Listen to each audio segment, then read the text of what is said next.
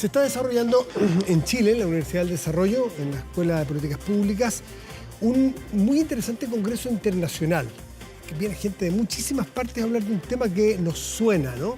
Ojalá no nos sonara tanto y ojalá lo tuviéramos lejos, pero nadie está libre de la pandemia del populismo. De hecho, se viene a hablar aquí de populismo y de la cuarta ola del populismo. Han pasado 3, parece que fueran infinitas, pero no sabemos cuántas más quedan. Presentamos a 2 invitados que vienen al Congreso, que nos acompañan esta noche. El profesor José Ramón Montero, que es doctor en Ciencias Políticas de la Universidad Autónoma de Madrid. José Ramón, gracias. Sí. Un gusto conocerte personalmente. Muchas gracias, igualmente. Y la profesora María Inés Fernández, doctora en Ciencias Políticas de la Universidad Francisco de Vitoria, también de España, aunque ella es argentina. Muchísimas gracias, un gustazo de conocerte también. A ver, antes de decir qué lo... No, partamos de general a particular. ¿De qué hablamos? Porque el término populismo se usa como un arma arrojadiza en una campaña y no necesariamente es el concepto académico que preocupa, que se estudia y se analiza. ¿Qué es lo que es populismo, María Inés? Cuéntanos qué es lo que se debe entender por populismo. Mira, Matías, nosotros afrontamos el debate del populismo entendiendo que las democracias contemporáneas viven procesos de crisis, hay una atmósfera de disponibilidad sobre cuestiones sociales y económicas irresueltas. Y claro, el populismo requiere no solo una forma de concepción ideológica o económica, sino que es una forma de acción política, una forma de construcción simbólica que está disponible para un lado o para el otro del espectro político, que se puede utilizar, pero que, bueno, la atmósfera se construye en la medida que existen condiciones de exclusión, de crisis de representatividad, que generan canales que convocan al surgimiento de líderes populistas. José Ramón, por populismo, que debe ser probablemente una conceptualización muy básica y muy coloquial, pero no técnica, por populismo nosotros podemos entender como alguien que anda ofreciendo cosas, los ofertones, ¿no? Vamos a hacer tales cosas, que yo lo que busco es ganar votos hoy y mañana veo cómo me desembarazo de la promesa.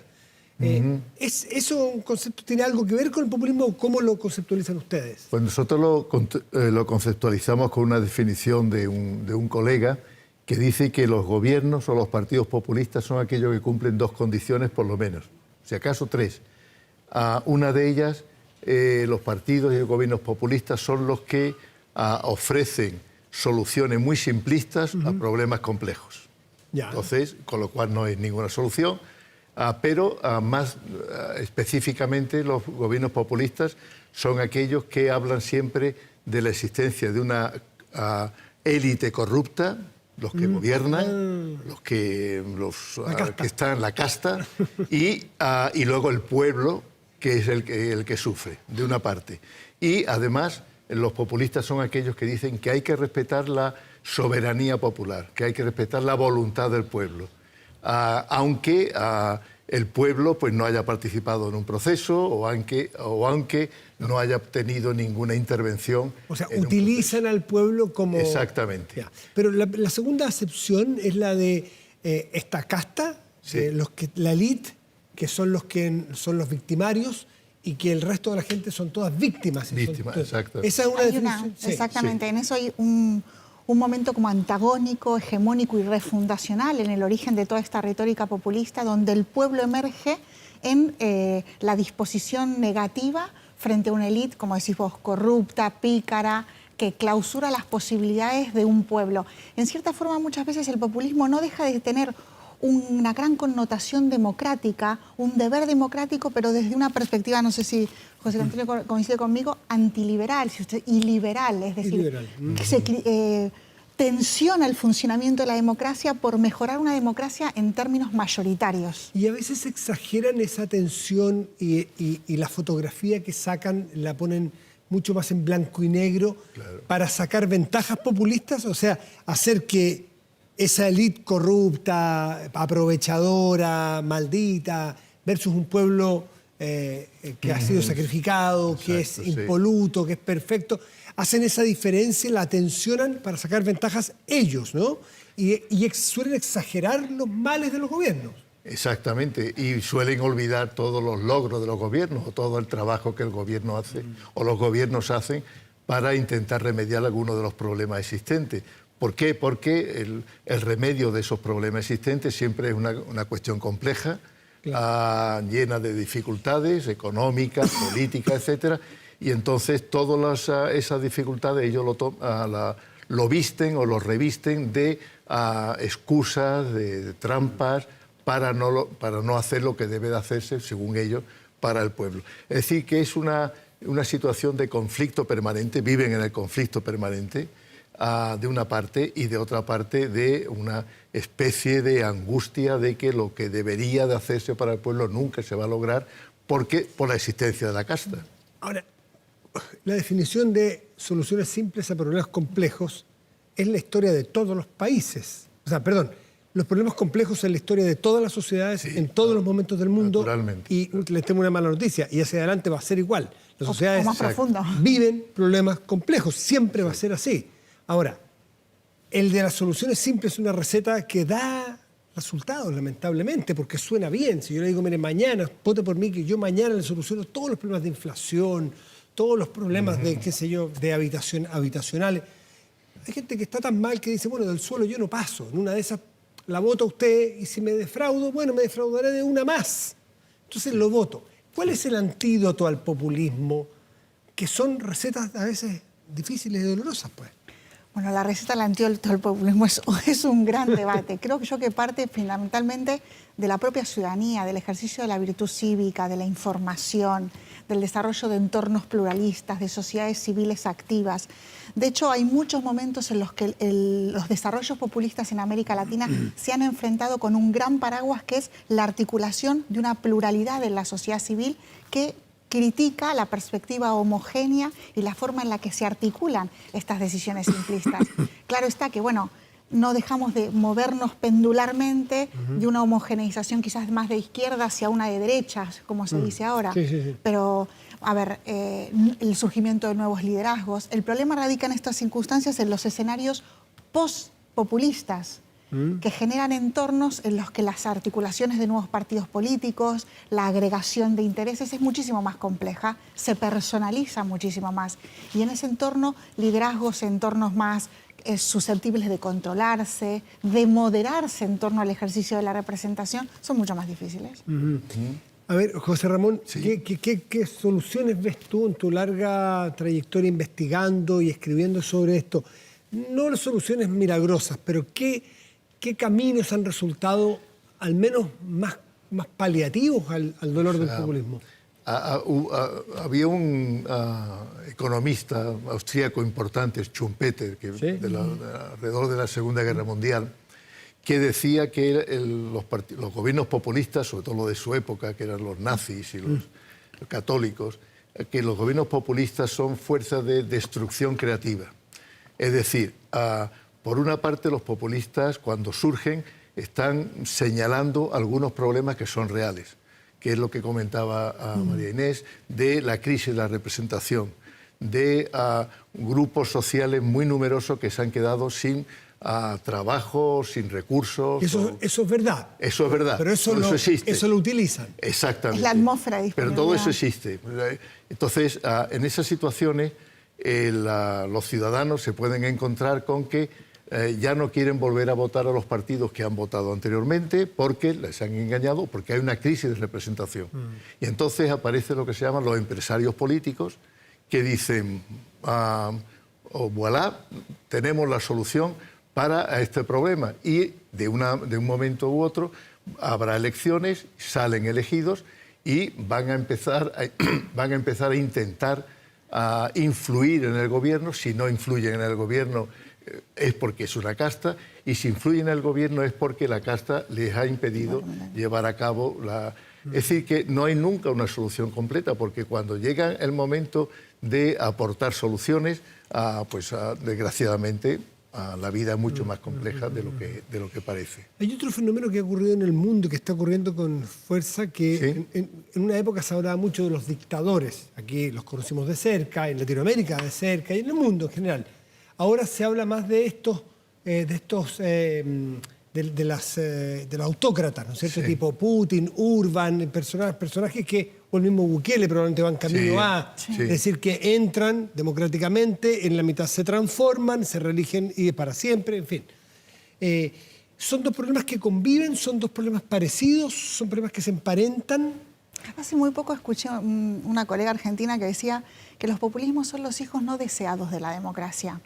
Porque no necesariamente toda forma o estilo o lógica política populista deriva en un modelo autocrático, pero es una de sus posibilidades en su máxima extensión. Y sí, lo vemos en la realidad latinoamericana, hay autócratas, hay populistas que tienden para un lado o para el otro en este momento de derecha y de izquierda. El problema es, claro, cómo enfrenta, que es la pregunta anterior, cómo enfrenta desde la propia institucionalidad la contrarrespuesta a este proceso. Estado de Derecho, partidos políticos sólidos, la ausencia de partidos políticos institucionalizados le quita a la ciudadanía las posibilidades de control, de rendición de cuentas, de desarrollo orgánico y programático de procesos políticos. Importante lo que dicen los partidos, ¿sabes? Lo que nos dice Marín es porque, bueno, tenemos muy cerca un país que lamentablemente se ha transformado como en un laboratorio del decaimiento de los partidos políticos, Perú me refiero, los partidos políticos tradicionales, por buenos y malos, habrán pasado por buenas y malas administraciones, pero donde se representaba la sociedad y la gente, pero en fin. Y en general los partidos políticos parecen ser para muchas personas casi como asociaciones ilícitas, digamos, ¿no es cierto? Que no sé si en otros países pasará tanto, pero en un momento fue la virtud ser independiente. Sí. O sea, la lejanía de los partidos políticos. Ahora... Pero también esa virtud es parte del problema. ¿Qué pasa con las democracias cuando qué le debiera pasar, según la teoría que ustedes conocen, a aquellas democracias donde los partidos políticos empiezan a enflaquecer hasta morir y empiezan a aparecer como callampas otras cosas que dicen ser partidos? La fragmentación partidaria, todo ese fenómeno, ¿cómo lo están viendo, José Ramón? Pues con muy malos ojos. Y hay que ser muy realista para reconocer que cuando llega ese momento en que los partidos enflaquecen, pierden representatividad, etcétera, los mecanismos por los que les van a sustituir suelen ser peores que como remedio que la enfermedad. Los partidos, dijo un populista famoso, bien conocido, que necesitamos los partidos, pero no creemos en ellos. Entonces, y por lo tanto, vamos a hacer como si tenemos un partido, pero tenemos otra cosa, que son movimientos populares, con mucha movilización, etcétera. Pero el problema además se agrava, porque señalabas el caso del Perú, en los países presidencialistas. Porque cuando existe conflicto entre un poder que es elegido, como Pedro Castillo, que fue elegido con esa popularidad extraordinaria de una parte, y de otra parte también existe un Congreso que también tiene legitimidad electiva, popular, entonces empiezan a enfrentarse.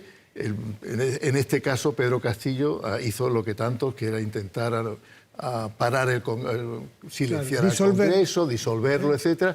Y de milagro no apareció lo que tantas veces apareció en América Latina, que es un tercer actor, que es un ejército, el ejército, que asume el poder provisionalmente durante algún tiempo para arreglar la situación, y la regla general es que deja la situación mucho peor de la que comienza.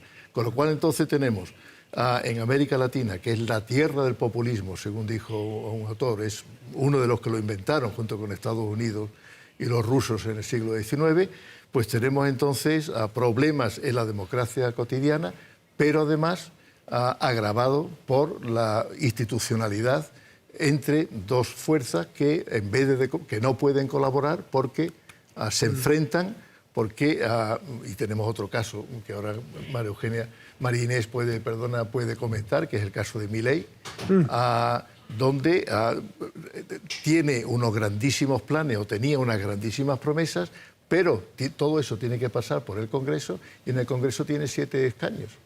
Claro. ¿Cómo se lleva a cabo eso? María Inés, ¿cómo estuvo esto del decaimiento, el empobrecimiento institucional de los partidos políticos, que es un fenómeno que pasa en muchas partes? Parte de lo que sostiene José Ramón es que es la dificultad de un sistema presidencialista radica en un gobierno de minoría. Cuando el gobierno está en minoría, tiene el conflicto con el poder legislativo. Eso no deriva automáticamente en el surgimiento del populismo. El populismo es la forma de operar la resolución de ese conflicto y de construir procesos identitarios en ese marco. Sin partidos políticos pueden perdurar democracias en el tiempo, pero con muy baja calidad. Y que articularse, por ejemplo, en el caso argentino, de un tiempo para esta parte, no partidos políticos, sino instancias que se presentan como superadoras, incluso pretenden ser hasta depuradoras del sistema político, en la que se articulan redes personalistas que resuelven circunstancialmente para una elección. Exactamente. O nunca más siguen. Frente a ello, los que pierden son los ciudadanos, porque no hay posibilidad de rendir cuentas programáticamente al respecto de ello. Una pregunta a la luz de la experiencia de ustedes. ¿Hay alguna correlación entre caldo de cultivo al populismo y sociedades con menos niveles educacionales? Porque cuando a una persona le presentan a un problema evidentemente difícil y complejo, una solución evidentemente fácil y simplista, a una persona con ciertas herramientas de conocimientos culturales no le venden, como decimos aquí en Chile, la pomada tan fácilmente. Pero una persona incauta, ya sea porque la pillan volando bajo o porque no tiene la instrucción necesaria, dice, es obvio lo que está diciendo. Aquí había un candidato que dijo la UEF, que era el indicador de inflación, en 5 minutos la prohibimos, la UEF se acaba. Pero ¿cómo no se nos ocurrió antes? Terminar con la inflación terminando con la UEF, brillante. Bueno, pero cualquier persona con mínima instrucción se da cuenta que eso es una falacia, es una mentira, es un engaño. Entonces, ¿hay correlación en niveles educacionales con posibilidades de...? Pues me temo que no. Porque aunque América Latina es la tierra del populismo, yo me imagino que hace 30 años en Europa muchos políticos europeos verían con cierta condescendencia a estos gobiernos sudamericanos rellenos de partidos populistas, pero en la actualidad todos los gobiernos, los países europeos algunos tienen gobiernos populistas. Polonia, aunque es posible que deje de tenerlo dentro de poco, pero Hungría sigue allí, y todos los demás tienen partidos populistas. En 22 países europeos, los partidos populistas tienen alrededor, todos ellos sumados, del 31% de votos. ¿Cómo? ¿En todos? En 22 países europeos. En 22...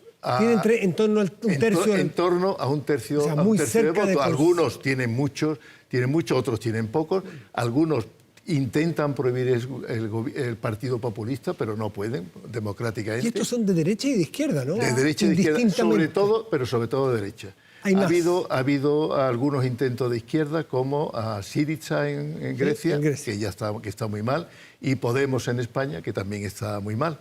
Pero la inmensa mayoría son de... Países Bajos acaba de ganar... Wilders acaba de ganar. Y entonces, por eso ellos, y en Países Bajos tienen una cultura política, unos niveles educativos extraordinarios. Sí, las tasas de voto y adhesión a este tipo de partidos son de universitarios. O sea, en Europa son jóvenes universitarios quienes adhieren a esto. Entonces, ¿y cómo lo explican eso? Porque la forma de construcción populista es una articulación de identidades, es una lectura de la crisis. Y en la medida en que te presentan una lectura, dicen términos democracia a la carta. ¿Cuál es tu problema? Yo te tengo una solución. Exactamente. Sí, casi que sí. Que no va a solucionar nada. No, claro. A corto plazo. Que pega bien. Bueno, determinados resultados los gobiernos populistas tienen que dar para mantenerse en el poder. O sea, no es el vacío. Han perdurado en el tiempo en muchos países latinoamericanos. Veas el caso de Argentina.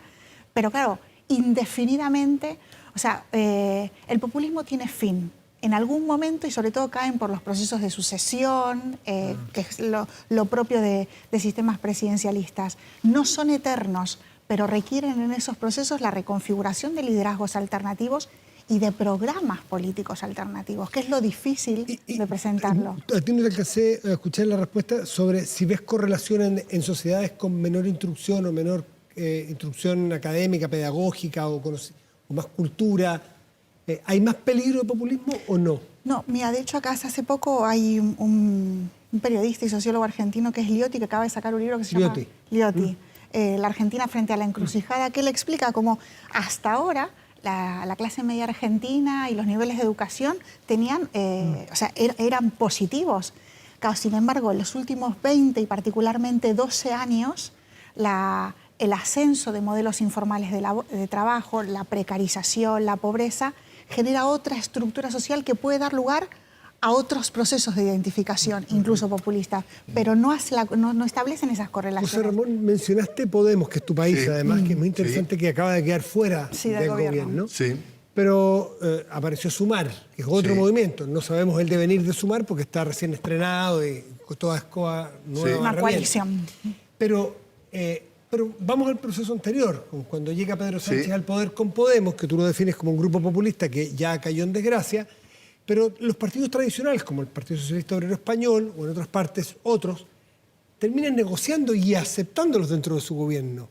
Entonces, ¿hasta qué punto la política más seria, diremos, o sea, el Partido Popular o el Partido Socialista, derecha o izquierda, más institucionalizados, caen en la tentación de barrer hacia adentro a grupos menores populistas para conseguir mayorías? ¿Hasta qué punto son responsables? Puedo ampliar con otro caso, también español, que es el grupo Vox, claro. que está gobernando muchos ayuntamientos y comunidades autónomas, regiones en España, con el Partido Popular, exactamente por lo mismo. ¿Por qué? Porque estos partidos institucionales establecidos, mayoritarios, necesitan, en un momento determinado, necesitan el apoyo de algún partido para conseguir una estabilidad, o gobiernos, o conseguir alianzas para políticas, y estos partidos se prestan con muchísima facilidad. Entonces, es una situación de que además desconfían los partidos tradicionales, desconfían de estos grupos y, por supuesto, estos grupos populistas odian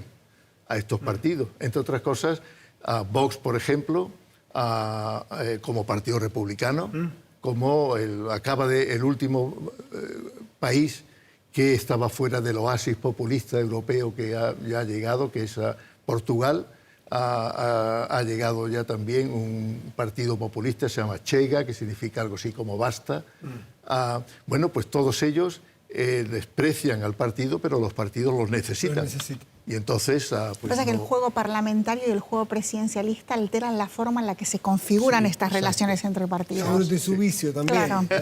Exacto. José Ramón Marinés, invitados a este Congreso Internacional sobre populismo, los grandes desafíos de las democracias contemporáneas, la cuarta ola del populismo en la Universidad del Desarrollo. Ellos habían venido a exponer con otros expertos. Muchísimas gracias a los dos por acompañarnos esta noche. Gracias a ti. Muchas Que tengas gracias. una buena noche. Hasta luego. Muy bien.